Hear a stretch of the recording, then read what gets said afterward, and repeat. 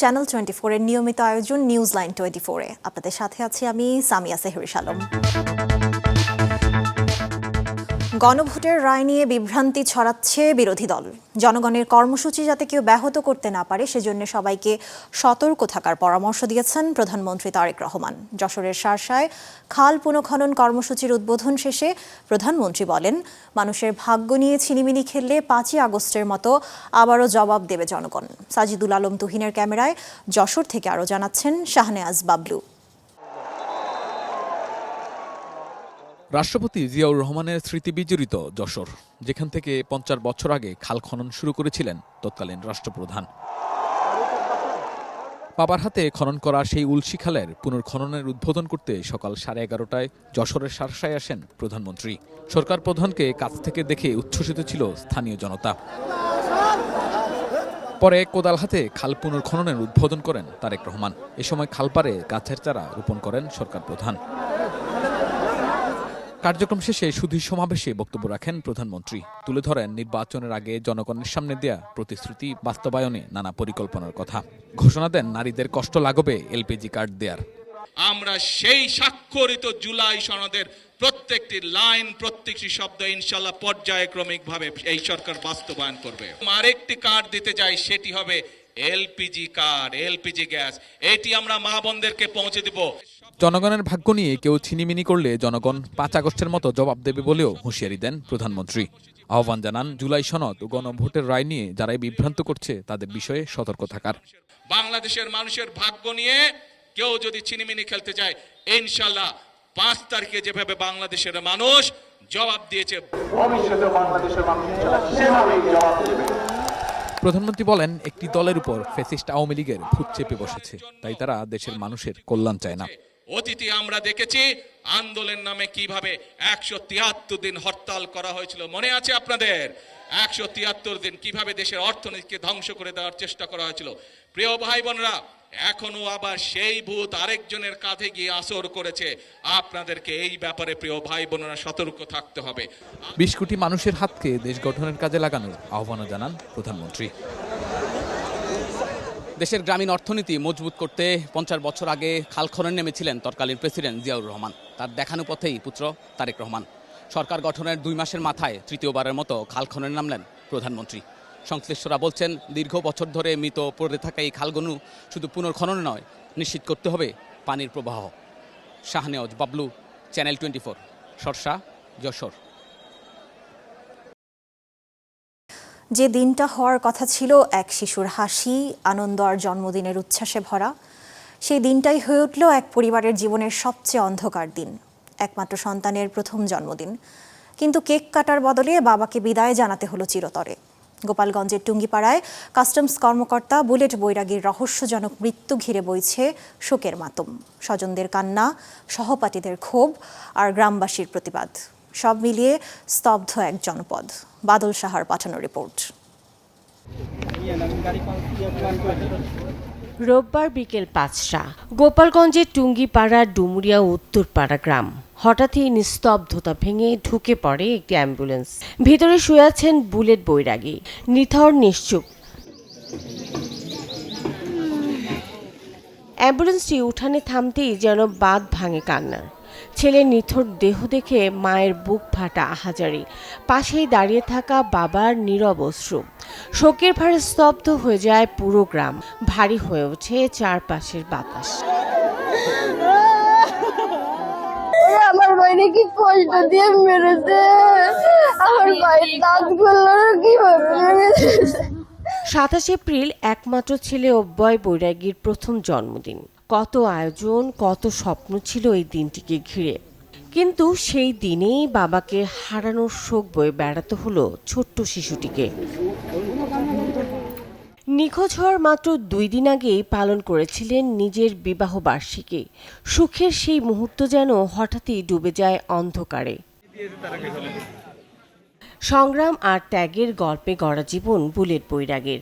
41তম বিসিএসে non cadre হিসেবে যোগ দেন কাস্টমসে। সর্বশেষ কর্মস্থল কুমিল্লার বিবির বাজার স্থলবন্দর।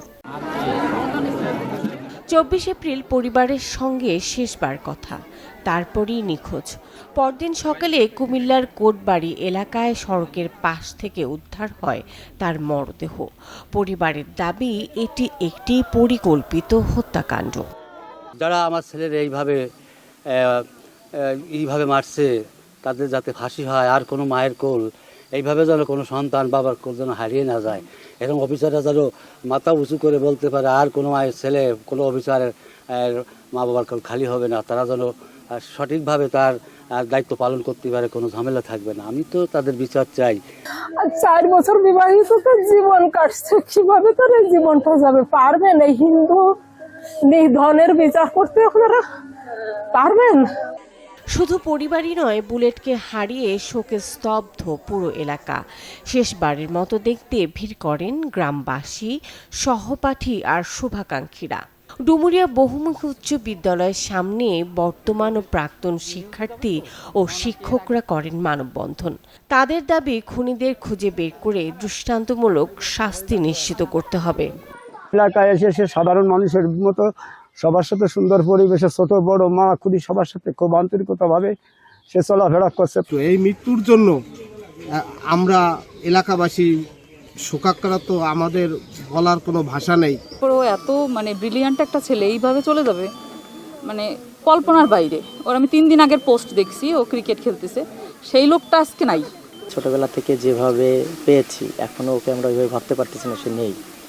এখন যে জায়গা ওর লাশ পাওয়া গেছে, যে পরিস্থিতিতে, সে আসলে অনুমান করা যাচ্ছে না যে কি। হ্যাঁ, তো আসলে বাংলাদেশের প্রেক্ষাপটে এটা চেয়ে কোনো লাভ নেই, যা হারার আমাদের তা হারাই গেছে। এই ঘটনায় নিহতের মা বাদী হয়ে কুমিল্লা সদর দক্ষিণ থানায় একটি হত্যা মামলা দায়ের করেছেন। আমরা হত্যা মামলা নিয়েছি, হত্যা মামলার ওনার মা এজাহার দিয়েছে, আমরা মামলা রেকর্ড করছি তদন্তাধীন। তবে কিছু তো অগ্রগতি আছে, ঘটনার সত্যতা মনে হয় আছে, কালকে জানতে পারবে। আমরা মাঝপথে কিছু জানাচ্ছি না, এটা এই মাঝপথে ভাই আমরা এখন কথা বলতে চাচ্ছি না। এটা আছে কোন এক জায়গায় কোন একটা কিছু আছে, কিন্তু ধরে রাখেন এটা কালকে পাবেন। এখন আমরা মাঝপথে কিছু বলবো না। একটি সম্ভাবনাময় জীবন যার গল্প হতে পারত সাফল্যের, শেষ হলো এক নির্মম ট্র্যাজেডিতে। এখন সবার একটাই অপেক্ষা, ন্যায় বিচারের। Desk report, channel 24। নারায়ণগঞ্জের 7 মার্ডারের পেরিয়েছে 1 যুগ। প্রধান আসামিসহ 15 জনের মৃত্যুদণ্ড দেয় উচ্চ আদালত। অথচ অজানা কারণে 9 বছর ধরে আপিল বিভাগেই থেমে আছে আলোচিত এই মামলার কার্যক্রম। রায়ের ধীরগতির কারণে শঙ্কায় নিহতদের পরিবার। দ্রুত রায় কার্যকরের দাবি তাদের। 12 বছর আগে বড় ছেলে তাজুলকে হারিয়ে এখনও শোকাতুর আবুল খায়ের। নারায়ণগঞ্জের আলোচিত 7 খুনের একজন তাজুলের কবরের পাশে নির্বাক তাকিয়ে বাবা।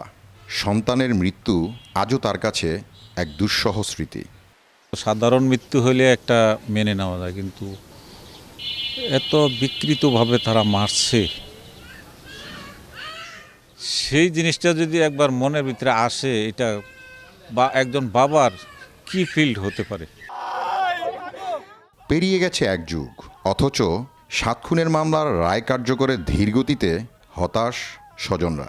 সুষ্ঠু বিচার নিয়েও শঙ্কা আছে তাজুলের বাবার মতো স্বজনহারা অনেকেরই। এই ঘাটতি তো আর দুনিয়ার কেউ পূরণ করার মতো সম্ভব না, কিন্তু আমরা বসে রয়েছি যাতে আল্লাহ পাক যাতে বিচারটা দেখা, দেশবাসীও দেখুক একটা ন্যায় বিচার। এই হত্যাকাণ্ডের সাথে জড়িত কিছু র্যাবের সদস্য বা কিছু আসামি এখনও পলাতক আছে, যাদেরকে দীর্ঘ 12 বছরেও আইনের আওতায় আনার ব্যাপারে কোনো পদক্ষেপ নিয়েছে কিনা আইন শৃঙ্খলা বাহিনী, এটা আমি আইন শৃঙ্খলা বাহিনীর কাছে প্রশ্ন রাখলাম। 7 খুনের ঘটনায় মামলা হয় 2টি। 2017 সালের 16 জানুয়ারি মূল আসামি নূর হোসেন ও সাবেক 3 র্যাব কর্মকর্তা সহ 26 জনকে মৃত্যুদণ্ড ও বাকি 9 জনকে বিভিন্ন মেয়াদে কারাদণ্ড দেন নারায়ণগঞ্জ জেলা ও দায়রা জজ আদালত। পরে উচ্চ আদালতের আপিলে 9 জনকে মৃত্যুদণ্ড থেকে কমিয়ে দেওয়া হয় যাবজ্জীবন। রায়টা বহাল থাকুক, হাইকোর্টের রায়, এটাই আমাদের প্রত্যাশা, এবং দ্রুত এই রায় বাস্তবায়িত হোক। 7 খুন মামলার দ্রুত রায় কার্যকরের আশ্বাস দেন অ্যাটর্নি জেনারেল। সংক্ষেপ জমা দিতে বলা হয়েছে, এরপরেই কিন্তু রাষ্ট্রের পক্ষ থেকে কিন্তু আমাদের দায়িত্ব আসবে। তো আমরা আমাদের দায়িত্বটুকু যত দ্রুত সম্ভব পালন করব সেটুকু আমি আপনাকে বলি। 2014 সালের 27 এপ্রিল মামলার হাজিরা দিয়ে বাড়ি ফেরার পথে অপহরণ করা হয় নারায়ণগঞ্জ সিটি কর্পোরেশনের সাবেক প্যানেল মেয়র নজরুল ইসলাম, আইনজীবী চন্দন সরকার সহ 7 জনকে। পরে শীতলক্ষ্যা নদীতে ভেসে ওঠে তাদের মরদেহ। আহসান সাদিক, চ্যানেল 24, নারায়ণগঞ্জ। মাত্র কয়েক সেকেন্ডের ব্যবধানে বদলে গেছে দৃশ্যপট। শান্ত ভোরে হঠাৎ ধেয়ে আসা আকস্মিক ঝড়ে সিরাজগঞ্জের উল্লাপাড়ার একাধিক গ্রামে ব্যাপক ক্ষয়ক্ষতি হয়েছে। ঘরবাড়ি, গাছপালা আর ফসলের ক্ষতির পাশাপাশি এক নারীর প্রাণহানির ঘটনাও ঘটেছে এই ঝড়ে। হীরক গুণের তথ্য ও ছবিতে ডেস্ক রিপোর্ট। সোমবার ভোর, চারপাশ তখনও নিস্তব্ধ, মানুষ ঘুমিয়ে আচ্ছন্ন। ঠিক সেই সময় হঠাৎ করেই উত্তর পশ্চিম দিক থেকে ধেয়ে আসে এক আকস্মিক ঝড়। স্থায়িত্ব মাত্র কয়েক সেকেন্ড, কিন্তু সেই অল্প সময়ে তছনছ হয়ে যায় সিরাজগঞ্জের উল্লাপাড়া উপজেলার একাধিক গ্রাম। কালো হয়ে আসে গাছের জানালা দেখতেছি, গাছ সব একের পাক দিয়ে ওই ঘরে ফালাইয়া দিল, দিয়ে একবারে ভেঙে চুরা চলে গেল। চলে যাওয়ার পরে সব কাঁচাকারি লাগা দিল মানুষজন সব। ঝড় সবচেয়ে বেশি আঘাত আনে কয়রা ও দুর্গাদহ ইউনিয়নের বিভিন্ন গ্রামে। মুহূর্তেই উড়ে যায় কাঁচা ও আধা পাকা ঘরের চাল। উপড়ে পড়ে রাস্তার ধারে সারি সারি গাছপালা। ঝড়ের সঙ্গে ছিল শিলাবৃষ্টি। মাঠের আধা পাকা বোরো ধান, লিচু ও অন্যান্য উঠতি ফসলের ব্যাপক ক্ষতি হয়েছে। এক রাতেই কৃষকের মুখে নেমে এসেছে অনিশ্চয়তার ছায়া। আমাদের বিভিন্ন ফসলের এবং বাড়ি ঘর গাছগাছালি ভাঙে যায় এবং আমার নিচু গাছ অনেকগুলি ভেঙে যায় এবং আমার আরও শাকসবজি অনেকে আছে সেগুলো নষ্ট হয়ে যায়।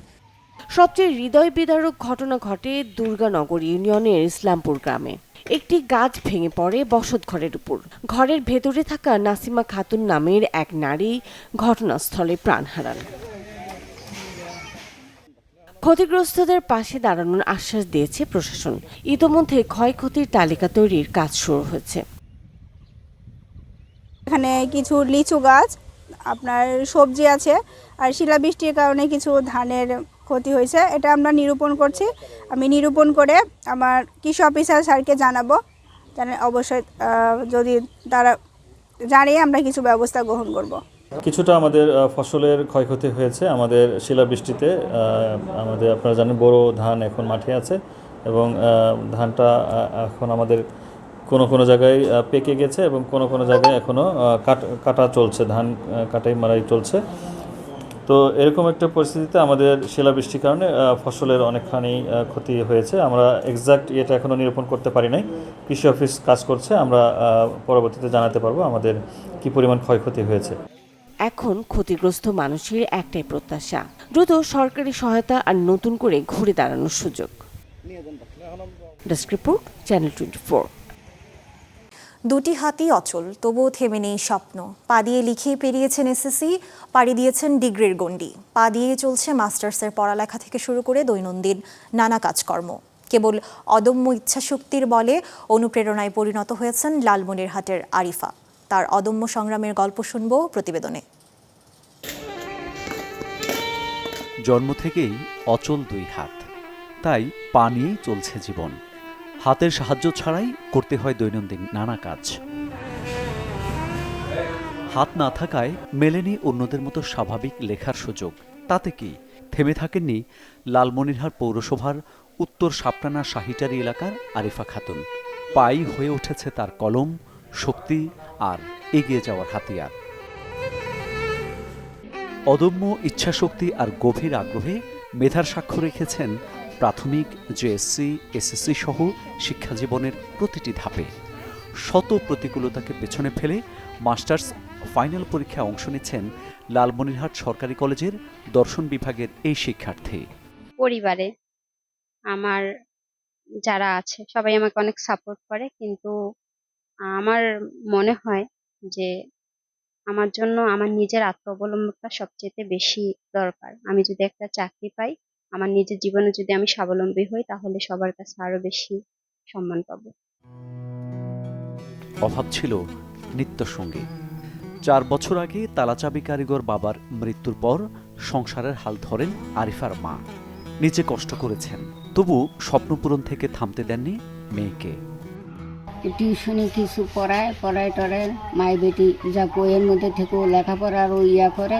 ভবিষ্যৎ মা না থাকলে ওর যে কি পরিস্থিতি হবে এটা একমাত্র আল্লাহ পাকে জানে। বাপে কাম করে খাওয়াইছে, পাল্লা ভালো করছিল, আর তো বাপ নাই, দুইটা ভাই দুই বাড়ি থাকে, খাওয়ার খুব কষ্ট। পা দিয়ে লেখাই যেখানে অনেকের কাছে অসম্ভব, সেখানে রীতিমতো তাক লাগিয়ে দিয়েছেন আরিফা। তার লেখা দেখে মুগ্ধ ও বিস্মিত সহপাঠী, শিক্ষকরা। ওর যে আত্মবিশ্বাস এবং যে স্পৃহা, এটাতে সে সফল হবে। কিন্তু আমি যতটুকু শুনেছি, ওর খবর নিয়েছি, আমাদের যে ওর স্কলারশিপ বা ওর যে সুবিধাগুলো পাওয়ার কথা ছিল কিছুই সে পায়নি এখন পর্যন্ত। এটাতে আমি অনেকটা হতাশ এবং আফসোসও করছি। ইচ্ছা শক্তি যে মানুষকে এগিয়ে নেয় তার প্রমাণ আরিফা, যিনি স্থানীয়দের কাছে পরিণত হয়েছেন সাহস, আত্মবিশ্বাস আর অনুপ্রেরণায়। সে শারীরিক সমস্যায় নুজ্জ না হয়ে সে দেশ ও জাতির জন্য যেহেতু কিছু করতে চাচ্ছে, আমি একজন শিক্ষাবিদ হিসাবে তার জন্য ভাবি। আমাদের শিক্ষা পরিবারের সর্বোচ্চ কর্তা ব্যক্তি যিনি মাননীয় শিক্ষামন্ত্রী মহোদয় এবং সংশ্লিষ্ট মন্ত্রণালয়ে এই বিষয়ে তার দিকে যদি বিশেষ দৃষ্টি দেন, তার প্রতি নজর দেন, তাকে এগিয়ে নেওয়ার ক্ষেত্রে। শারীরিক সীমাবদ্ধতা থামাতে পারেনি আরিফাকে, বরং প্রতিটি চ্যালেঞ্জকে জয় করে এগিয়ে যাচ্ছেন তিনি। সমাজের একটু সহায়তা আর উৎসাহ পেলে এমন অনেক আরিফা গড়ে তুলতে পারে আলোকিত Bangladesh. Desk report, channel 24। Channel 24-এর নিয়মিত আয়োজন নিউজ লাইন 24-এ এই ছিল আজকের আয়োজন। এতক্ষণ সাথে থাকার জন্য সবাইকে ধন্যবাদ।